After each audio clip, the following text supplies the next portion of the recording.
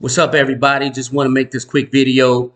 This is an introduction to the video that's about to come out. So I know a lot of people have been reaching out to me, asking me about the specifics in investing, talking about real estate. How do I get real estate? My credit is not good. So I'm going to have a video that's going to come out that talks about that. So this video, I'm just giving a quick introduction, but I just want to say, man, shout out to the Super Bowl. Super Bowl weekend was fantastic.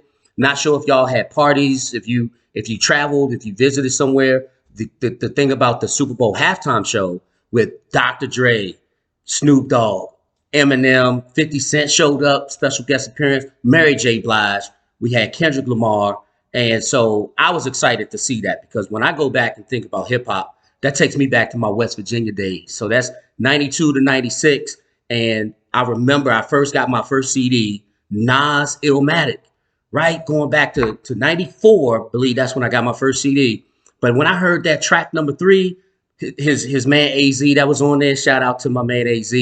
And when I heard him say, visualizing the realism and life and actuality, forget who's the baddest, a person's status depends on salary. And my mentality is money orientated, destined to live the dream for all my peeps who never made it. Cause yeah, I'm telling you guys, money is floating around.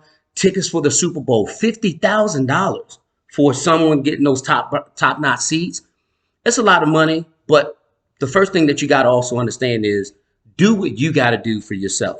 Don't worry about chasing after the next person. Follow your own path. You'll build your own success. You'll have your own levels of wealth. But again, at the end of the day, whether it's through the stock market, whether it's through real estate, you got to save. You got to start to build, have those strategies in place. The next video that's going to come out, hopefully it helps so many of you and all the different questions that you've asked me. Hopefully I'll be able to answer that. So I want to make sure that y'all basically have a great 2022. And here's some more.